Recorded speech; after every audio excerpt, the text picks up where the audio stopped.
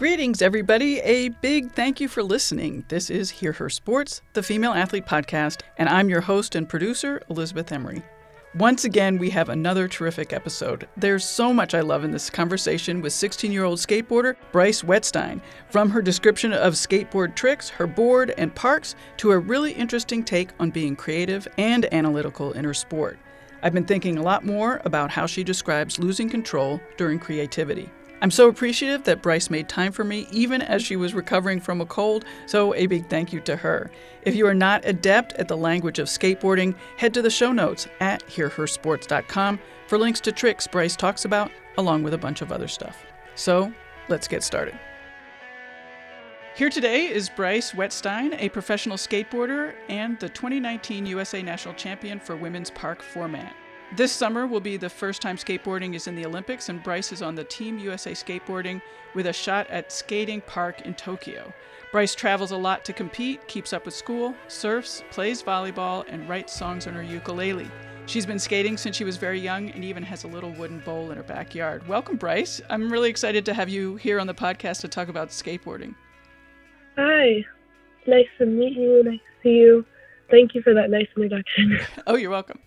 Congratulations on all your recent successes. It really is exciting that it's coming at a right time with the Olympics right around the corner. Thank you. Yeah, it's all really crazy and new, and we're all just embracing it. It's pretty insane. Yeah. So skateboarding will make its debut in Tokyo. So could you start us off with an introduction to Olympic skateboarding? Yeah. So Olympic skateboarding has recently just developed over the past couple of years, and girls all around the world have taken the sport, and guys, and we've all kind of been in it, seen the artistic side of it, and all of a sudden it's developing onto an athletic playing field on this big, huge stage in the Olympics. So I think we're all just pretty freaked out by it, like in a good way, because it's so new and it's a completely new asset to skateboarding. Mm-hmm. So we're all taking it in together, and it's definitely new for every single person. So it's just kind of like this big evolution in our life now. But you've competed in skateboarding. I mean, competition in skateboarding isn't new. Is that correct?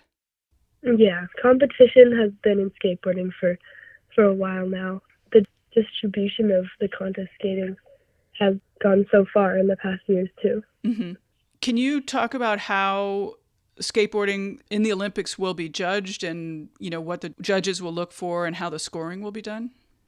Well, all I know right now, I know that a lot of this is very new, so we're still kind of taking it in firsthand. We're not completely entirely sure, but right now, based on the Olympic qualifiers formatting, the way the judges are looking at how to judge the skaters are based on style, speed, flow, trick difficulty, how much creativity is in the park, how much the skateboarders are making the obstacles look different from everybody else, because everybody has their own different fluidity and style that they showcase on a skateboard, so everyone makes the park look different. So I think the judges are really looking at each individual skateboarder and seeing the things that they do, how hard their tricks are, which lines they plan out, because each skateboarder has their own method of madness, so it's just really cool to witness. Right. Do you know what the park's going to look like? I haven't actually seen the Olympic park yet, but I know they have a lot of outlines of what the park is going to look like, and I think we can all kind of infer some of the things that are in the skate park, because, it's not like they're going to redistribute like some total new skate park. Right. That we haven't been doing in the qualifiers, but I haven't really seen what it looks like yet. Right. And you said each skateboarder makes the park look different. What does that mean? Basically, there's this big park with all of the same obstacles. Everybody has this equal challenge, but in people's heads, they always grow up. It's kind of like a painter, everybody has their own creativity in their head and their own ideas that are kind of twisted around in different ways. And nobody has that same idea because there's so many different combinations and variations and rearrangements in skateboarding. it's kind of like language. Everybody has their own little secret code language. So we can all relate to each other on the skateboarding platform, but then everybody dives like a million miles deeper because everybody has their own separate language apart from everyone else. And basically everyone makes the park look different because somebody will do like a big air to gap to lip slide across this big coping section in the bowl, while another person will want to air super, super high in the air because that's just what speaks to them in their heart. They want to go really fast or air really high. And then another person would just want to take that and do like this flip, like kick flip or flip their board. Everybody has their own style and trick mechanism. And that's what makes skateboarding so unique from any other sport, is because there's no like one baseline objective. There's just everybody being themselves. Yeah, it's so interesting. I mean, that was the one thing I noticed when I was preparing to talk to you, is that creativity, the word creativity, was brought up so many times. And that's just far into the kind of sports that I've done in the past. So that's really interesting. Yeah, definitely. What makes a trick hard? Well, what makes a trick hard is definitely the amount of time lapse and like specification in the trick, like how detailed. It's almost like, that's another thing though, because it's very interpretive. Like, I'm just going to compare it to a painter again. Like, you see a painter painting their painting and there's just a bunch of like, splotches or something, or even Mozart or music. Some of them are very basic, like they look basic, like, oh, that's cool. But to them, there's so much detail in it and so much like pinpoint things that symbolically speak to them. And that's the same thing in skateboarding. So sometimes the most basic thing will look so easy, but it's so hard to somebody else because it speaks to them different. Right. And everybody has their own representation of a trick. Some people think airs are way easier than grinding. Some people think grinding is way easier than airing. So it's really up to the person. But for me, I'd say a hard trick, I don't know. I think nobody can argue that flipping your board or like spinning in the air is a little hard, because that's so much energy going on that you have to really get yourself into a state and manipulate any like fear and push it out of the way and just go for it. But yeah. Do you have any signature moves, or what are your signature moves? I'd say some signature moves right now are moves that, like, maneuvers that I really resonate with. So there's this trick called a 5-0 where your board is kind of sitting one side up from the other side. So it's like standing up in the straight air on the coping and then moving across the coping. And then at the end, you kind of go to tail. So it's a very fast, elegant move. There's not a lot of like thinking going on.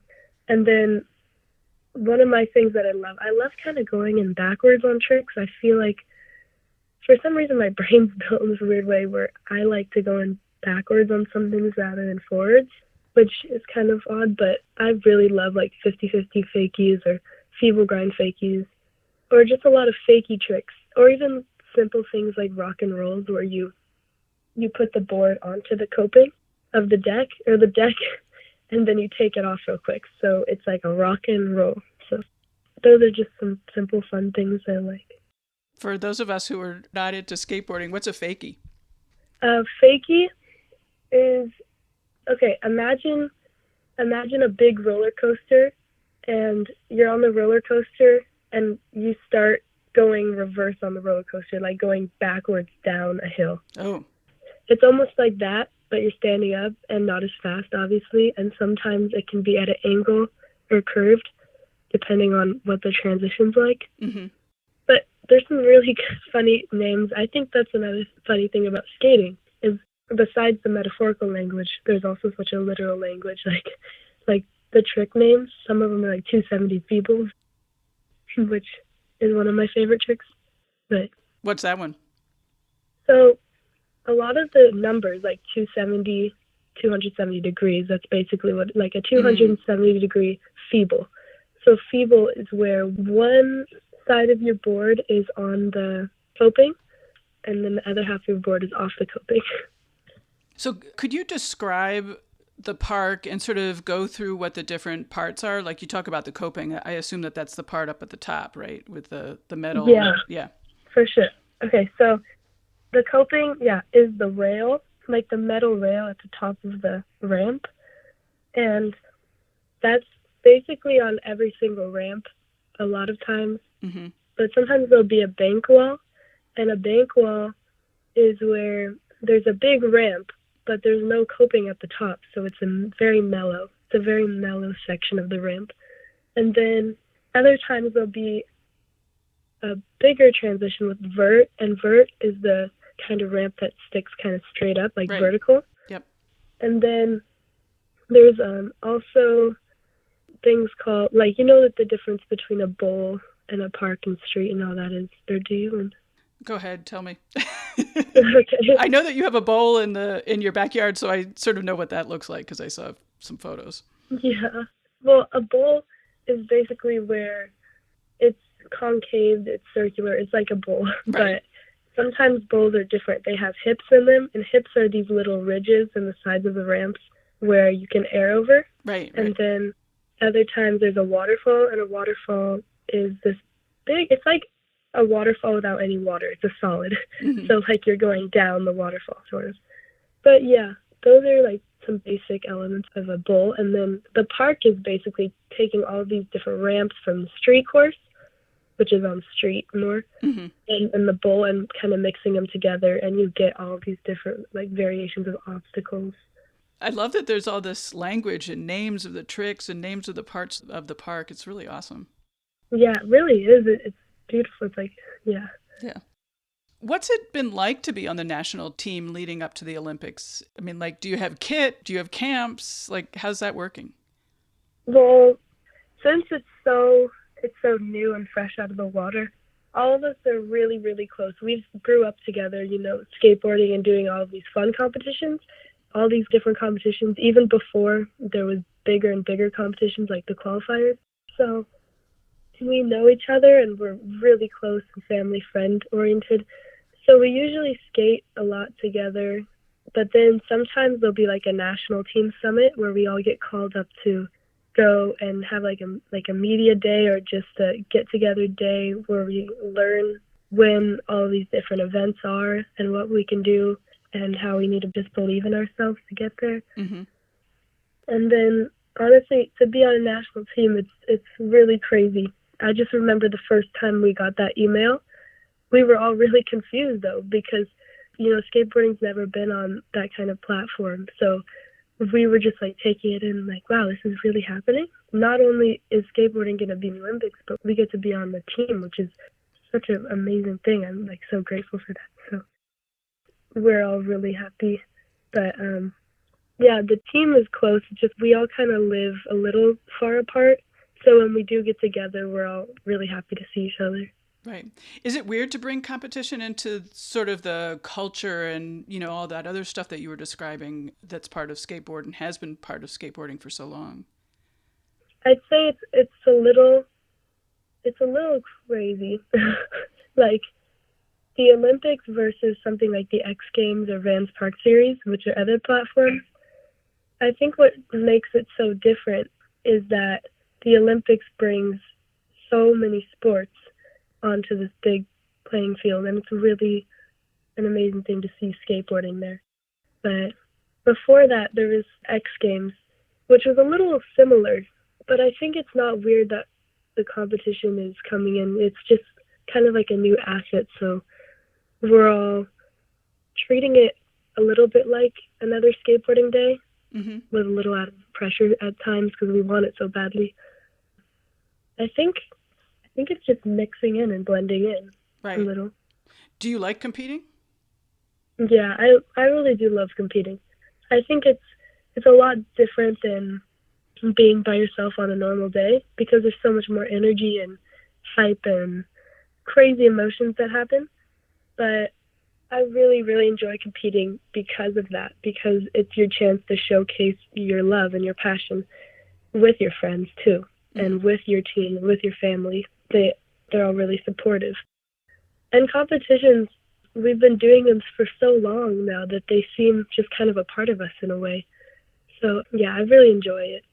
What's the process from now until the Olympics to actually get on the team?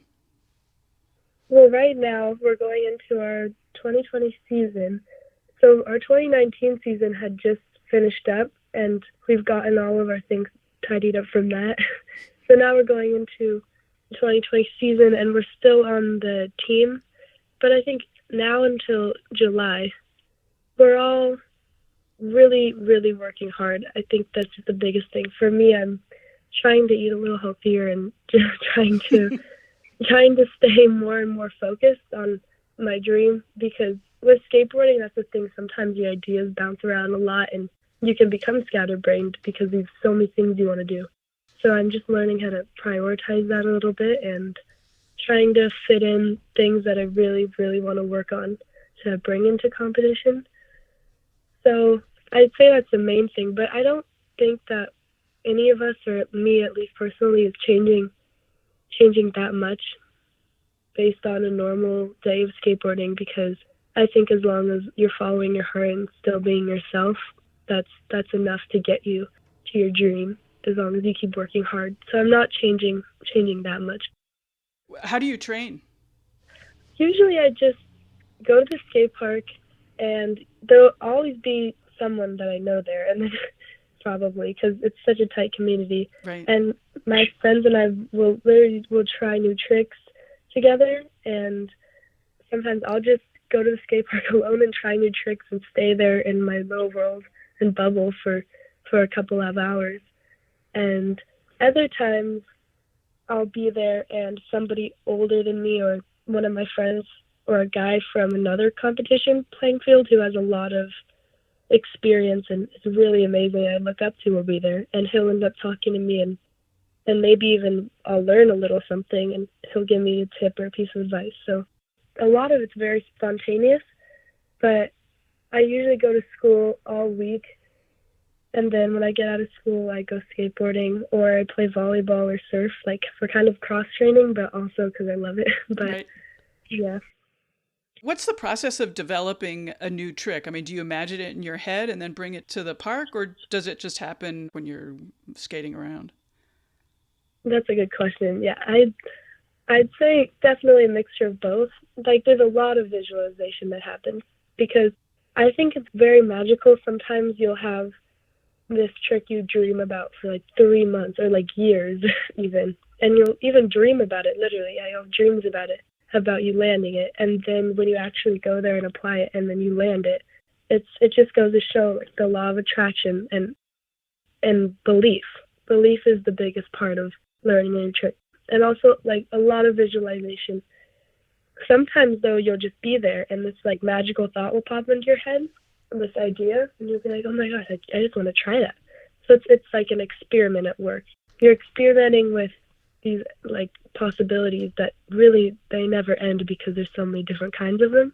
But at times there'll be a trick where it's really difficult and you think it's impossible. And then the more you work with it and the more you experiment with it, the more you understand the trick and get to know the trick, and then you end up landing it and you realize it's possible. Do you crash a lot? Yeah, I fall all the time. And sometimes falling is a miracle, because sometimes you'll fall and accidentally get into this position. You're like, whoa, what was that? And it's like, that's the beauty of an accident. Like, an accident happens and the accident is actually a miracle. It's like, wow, that's the thing that I want to learn, what I just got into. And I think, like, that's cool, because accidents are kind of like a masterpiece almost. But I definitely fall all the time. I wear knee pads when I skate a lot. Mm-hmm. So I'll kind of default to the knee pads, and that's kind of my bailout. Like, sometimes I'll get into something and default to the knee pads, so it helps me play with my experimentation. Can you describe what your competition run will be like in sort of these upcoming qualifying events? Like, how long is it? How many tricks do you have to do? Like, what are you thinking about? How do you start? That kind of stuff. Well, when I'm skating a run in competitions, the thing I usually start off with is tricks that I love and enjoy, and the basic tricks that I know that I can get, that I feel comfortable with. I usually pinpoint all of the obstacles in the park and kind of see the park beforehand and visualize and mind map my run and say, I kind of want to do a back disaster here, or a bonus disaster on this wall, or just a big backslide there, and that can link me to the lean to tail. And I'll kind of choreograph it early on before I actually put it into a test run. And when I do test run it, sometimes it'll be so off. I'll be like, oh my gosh, it just doesn't feel right. And then I have to default to my instinct. And my instinct's usually the one that overpowers my brain, and I end up kind of formatting this run that I never thought I would do. And I'm like, well, actually, this works better. So there's usually, I'd say, the amount of tricks depends on the time limit, and there's only like 40 seconds, to put together this run that speaks to you. Mm-hmm. And it's really important that your run speaks to you, because you don't want to just be skating, and then be like, I don't want to be doing this. Like, that's the whole overthinking part. You don't want to overthink. So you want to do almost that initial thought that comes to you, and then put it into play and work with it from there. So that's usually what I do. Mm-hmm. What do you think makes you good at skateboarding? I'd say at the end of the day, definitely hard work. I mean, the more hard work I put into it, I feel like it earns me the ability to have a good run or to be able to be consistent, because I know I've been working hard and focusing. And I think what makes me good is I think I just believe, honestly. I just want to learn how to believe more. Mm-hmm. And sometimes you'll go and do something and you'll be like, oh my gosh, why am I doing this? Or you'll doubt yourself. And I think as soon as that doubt comes in, you're like, no, you just can't doubt yourself. So I think once I learned to believe in myself more and really be confident, even more confident than I already am, because there's so much to learn. You never stop learning. So you've talked a lot about belief and being confident. Have you always thought about that? Do you do mental training? Is this a new tactic? Like, where did it come from? I think it really, really came from skateboarding. And I think skateboarding's made me that person, because it's made me realize, like, in the world, anything you try to set forward, like all of the passions that you have, all the dreams that you have, if you're just kind of doing them, if you're not believing in yourself and getting in tune with your groove, like your music inside of you and your frequency, if you're not getting in tune with that and believing, then you're not living right. I feel like, you've got to really trust yourself. And especially with skateboarding, because you can be trying this trick and not even getting close to landing it, because you're literally, your stream of conscious, you're just completely thinking about that consciously, the literal movement. Oh no, I have to turn right 4 degrees. I have to completely spin upside down. But if you stop thinking so analytically, it's weird. Something happens and you just feel it, like you really believe and feel it. Like, you see all of these weird, like in my head, sometimes I see like colors and music notes, and I feel like it's really hard to explain. There's this warm feeling that goes over me, and I just know I can do it. And then I do it because my subconscious is doing the talking, and I'm not overthinking the analytical perspective of the skateboard, because it's so from your heart.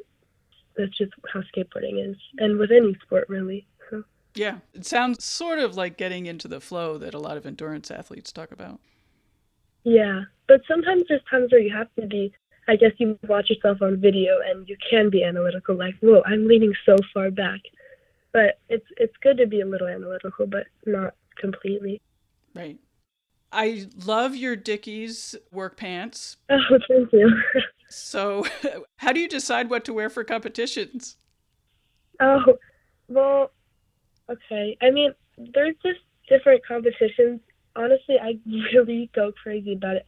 I have some outfits out and I'd try 20 on. I'm like, nope. But that's just me on any given day, kind of. But then other times I'll wake up and I'm like, I'm wearing this. I just feel this, Right. But it definitely depends on the day. I'd say weather conditions if it's hot. But usually I'd always wear pants or some sort of overalls, and comfort to me comes before anything. So if something feels completely comfortable but it's very plain, maybe I'll spice it up and draw on it a bit or draw something that I feel represents me. In competition, I usually always wear something that has meaning to me, like that I can, draw. And I'll always draw like a little music note or something, or a little star. Just there's a couple symbols that I feel like in competition I love having. So I'll usually do that, or a polo shirt, or just a little collared shirt. Something simple but sophisticated. It's simple because it looks simple, but then it's sophisticated to you because it has a simple meaning. So, yeah. Nice. Are you going to have a Team USA uniform at the Olympics? Yeah, so they're making these designated uniforms for us to wear. Right now we have a red and blue big jacket, and we also have a white and black vest, sort of. And then we have a bunch of Nike gear and workout spandex and a couple shoes. Mm-hmm. A lot of it's all kind of given to us by Nike, but we don't have the uniforms that we're going to wear. I don't really know what they're going to look like yet, but I've heard they're making them. And it's so exciting because it's like, whoa, But yeah, right now we're given some really nice gear. We just went to this Nike facility a couple weeks ago, and there was these fun basketball courts, and they led us through a couple stretches we should do before we, work out. So. Mm-hmm. Well, that's fun. Yeah. Describe the equipment that you use, which it basically is the board and the wheels. So describe those and maybe what you like and, like what's important. Yes. For me, definitely mob grip tape on my board. Mob grip tape, it's flexible and it's durable grip tape, but also it leaves room I always decorate my grip tape. Maybe I'll cut out some flowers and put it on the grip tape, or draw in Sharpies on the grip tape. And then I have Bones wheels, 56. I've always used Bones wheels. And then independent trucks, which is on the bottom of the board. Bones bearings, a lot of Bones and independent. Mm-hmm. And then I always wear Converse. I love Converse so much. They're definitely my favorite. They just, once again, they kind of just resonated. And they're very iconic for me, I guess. I don't know, I love them. And then I have a lot of Silly Girl decks, which is my sponsor. They're a little quiet right now, but worst case scenario, we just make blanks out of the Silly Girl decks. Mm-hmm. Yeah, things like that. And then we have these Pride socks. They're these cool rainbow socks that my friend Rachel makes, so I wear those. Anything sometimes Dickies or just regular clothes I find from thrift stores, stuff like that. And then 888 helmet, and then 187 pads. Cool. Are you particular about, what are the variables of what works for you and what doesn't work for you in terms of the board and the wheels and maybe the other stuff, the grip tape? This might sound weird, but usually it comes down to my shoes, honestly. Yeah. Because my shoes, it's a little obviously different for everyone, but for me, my shoes, I'm kind of weird because I wear the Chuck Taylor Converse, which have almost no protection for your shoes, where you can completely feel your board. And a lot of people love shoes that obviously are very comfortable, protection, and you can't feel your board at all. But I like to feel my board. So I always wear the Chuck Taylor Converse because I really feel I need those for skateboarding. And then I walk around in the other shoes that people wear. Mm-hmm. Do you like tight shoes? Do you tie them tight? Okay, well, usually if my socks are thin, then I tie them a little looser. But if my socks are longer and thick, I tie them a little tighter. Yeah. I try not to think about it too much, but sometimes, when you just feel something in your shoe, you're like, oh no, I got to redo it all. Yep. It's a perfection thing. But then if you're not thinking about it, you're like, oh, it doesn't matter. Right. You've covered a lot about what you like about skateboarding, but what would you say if I asked you, what do you like about skateboarding? Well, I think the biggest thing that I love about skateboarding is how it creates this place in me where I can escape to my own planet, a planet that nobody really knows about at all. It's almost like riding a Magic Carpet ride of your own ideas. while you just see the world like completely different way. It's very interesting. For me, like riding a skateboard, it feels like I'm in complete control almost, but also I'm not in control at all. It's like my conscience is not in control. My stream of conscience is flowing out of me, and then my subconscious is doing all of the work. Like the ideas in my subconscious are coming alive, and I'm not completely overthinking anything. But I'd say skateboarding makes me see the world a different way. Because, like, you'll go riding on a skateboard and you'll see this stair set, and suddenly you'll be like, oh my gosh, I can ollie that. Or you see this trash can, you'll be like, oh, I can flip that upside down and skate on that. And you become like, you can completely skate the world in a different way. So that's probably the biggest thing. And then I love, like, having a relationship with my board. Like, she has, like, a spirit, and she's, like, my best friend. So it's just really fun. Cool. I like that. My bike has a spirit. Really? Of course. I know, right? Yeah. I mean, of course I do. Right. In your biography that you sent me, you write about skateboarding being like art, and I know that you write music and stuff. So what do you mean by that? I think skateboarding and music are almost completely identical. I mean, there's so much relation between skateboarding and music, because music is definitely an escape. It's definitely kind of like an alter of reality. Like when somebody plays a music note or strums something, there's all of these different things that come out of that single note. So much vibrancy and frequency. And it's the same thing with skateboarding. Like you do a trick or you just carve down the street, and there's so much color and beauty that comes off of that. So it's almost like both of them are this expression of a deeper part of you that nobody else sees, but when you do see it, everybody interprets it so differently that it's hard to actually find, like, it seems like it's related, but then you see that everybody has a mind of their own in music and skateboarding. So they're both that release of creativity that everybody interprets differently, because they're both art and they're both a complete expression and loss of control. I just say that it's really beautiful that they're both instruments and they're both these things that everybody can have access to. Mm-hmm. Did you like skateboarding as soon as you started? Yeah, when I started, I was really young, so I had this burst of curiosity because I would talk to kids and, I'd be just, involving myself in the daily life and saying, okay, this is English, this is the world, and take it in. And then you looked at skateboarding, and I was like, okay, this is completely different. This plank of wood rolling on the ground, and I'm skating in a bowl in a pool that I thought was supposed to be filled with water because that's the English definition of it. So my curiosity just got completely overflowed, and I wanted to figure out what it meant and everything about it.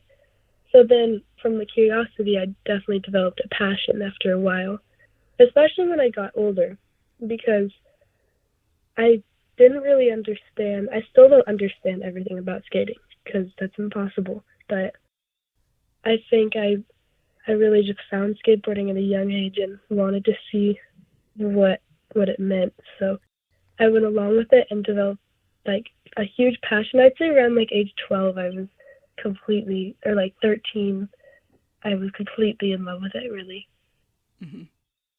Since you're young and many of the listeners will be older than you are, I'd love to get your impression of what it's like in women's sports right now. And do you keep up with, everything that's happening in women's soccer and the WNBA and things like that? My impression of women's sports right now is definitely a lot of progression. I mean, I think the progression comes from all of these girls being influenced by each other, because one girl one day said, I'm going to overachieve this point.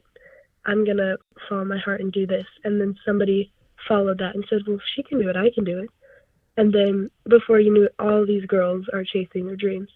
So when I look at, like the soccer, women's soccer, I don't follow a lot of it that much, but when I do look at things like that, I'm kind of in disbelief because I think the way our world's evolved is there's like an endless amount of progression, and it's still progressing so much. So I'm just really honestly thankful to see that and happy to be part of this generation. So it's really, really fun to see. Yeah, I'm envious of you being sporty at your age in 2020. I think that's great. Yeah. Oh, thank you. Is it equitable in skateboarding? Is prize money equitable? Do you feel it's equitable? Yeah, I definitely do. I was kind of around when that whole debate of, the equal pay was getting brought up between men and women.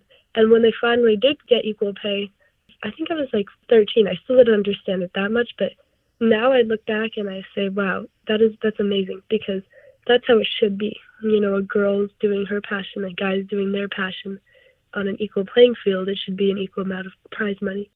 So when we do good in competitions and you end up doing your best, honestly, that's not like, sometimes people be like, oh, yeah, you get a lot of money, you get this. And I'm like, yeah, I'm so thankful for that money, and it's definitely very equitable. As a woman skateboarder, that's really amazing. We can do our passions and have fun and play around on a skateboard and get paid for that, which is crazy. But at the end of the day, I'm really, really sick. I'm doing it for my happiness and because it's my passion, and the money I'm thankful for it, but I would never do anything for the money, I don't feel like. But it's crazy to see that we get paid for doing what we love. So I'm just thankful for that. Yeah, I think it's great. The Olympics are coming up, so this question may be a little bit hard, but what's next for you past the Olympics, I guess, maybe? Like, do you have a long-term goal? Well, I definitely have a lot of different ideas, a lot of different directions. Some of my long-term goals, maybe even after the Olympics, which is crazy to think about, but it probably consists of a little bit, college. I really love neurology, and I love languages, like the metaphorical aspect of languages and the literal aspect of languages, like how, people all around the world can understand each other speaking a language, and how it's so crazy. But I love neurology. I would love to get into that or do some linguistics. And then also skateboarding forever, no matter if it's competitions or just traveling the world and skateboarding, maybe writing. And then also another dream would be something with music. I love music so much, and I love being able to write music. So if people could just get joy out of listening to my music, that would also be really, really awesome. Mm-hmm. But yeah, definitely skateboarding, music, some college, trying to figure out maybe science. I've always been into science or writing or journalism, things like that, probably. Those are some ideas. Yeah, you mentioned traveling. You travel a lot. How's that been? Yeah. Honestly, every single place is so different from each other. Yeah. I think every single experience there's been something there that's changed me as a person, for sure. Especially places like China or France. You see, like, those places are so different, but they're so similar because they've both changed me in similar ways. I'd definitely say my favorite place is France right now. Mm-hmm. That place, when you think of a place you've been to and all of the memories there, and it's like, whenever I leave on the airplane back home, as much as I'm happy to go home, I've always cried on the way back home, because it's like leaving that world behind and going back to another world. And as much as you love the other world, it's like you're leaving that world behind only to go back to it later on. But all of the places have been so amazing. Like Brazil was really fun, and China was really fun and chaotic, which made it fun because we were chasing taxis a lot. We had to try to get into the taxis, and one of my friends, he left his phone in there and started chasing after the taxi. Yeah. And then Brazil some of my friends are from Brazil, so it's like their hometown, and all the people there are so much fun. And we were on the beach in Rio, I think. Yeah. And that was really magical. The first place I've been to, I think, out of the country was Sweden. And Sweden is, yeah, it's so artistic, and it's Europe. And everywhere in Europe I love Europe a lot. It's my favorite. And your next competition is in Peru. That should be interesting. Yeah. I'm really excited to go there, too, because people speak Spanish there, too. So I've always wanted to be around a climate and, like, try to acclimate to somewhere that spoke another language. It's so much fun to hear people speak another language. But also, I mean, Lima, Peru, I can't believe we're going there. It's crazy. I always like to ask about food, and you mentioned that you're trying to eat more healthy. What are you doing? Yeah. Well, up until, like, 2 days ago, I was trying to set a boundary, like, no unhealthy sugar. And, well, last night we had, like, s'mores, but, I mean, but sometimes, you know, like, I'm trying to be able to run in the morning on an empty stomach and then just eat eggs after, like, healthy fats and things like that, and just be mindful. And then, of course, there's those days where you just want to have fun and roast some s'mores. But up until that point, just not always eating all the time, you know, unhealthy sugars, making better choices, things like that. But yeah, not completely dieting or anything, but just making better choices. Right. Is there anything that we didn't get to that you would like to tell listeners? Maybe they should really get into skateboarding, or find a dream that they can hang on to and chase it. Because I think, obviously, like, I don't know, we're all put on this planet for a reason in life, and you've got to go for your dream spontaneously or map it out and be analytical, but whatever method works for you, and don't let somebody take that away from you. Excellent. Thanks so much. Yeah, thank you so much. Yeah, I really appreciate you being on the podcast. It's awesome. Okay, well, good luck with everything that you're doing and your dreams, too. So. I appreciate that. I do. Bye-bye. All right. Bye. I hope you enjoyed and got something from this week's show. The most important thing to do is share it with all of your favorite women and sporty friends. Find us on social at Hear Her Sports, and sign up for the newsletter for more thoughts on each episode and other issues in sports. I always include links to things I think are cool or interesting. It's terrific to hear from you, so send an email to elizabeth@hearhersports.com or call our hotline at 725-BE-BADASS, 725-222-3277. Our incredible design is by Agnes Studio, and music by the band Gold Mines. Till next time, bye-bye.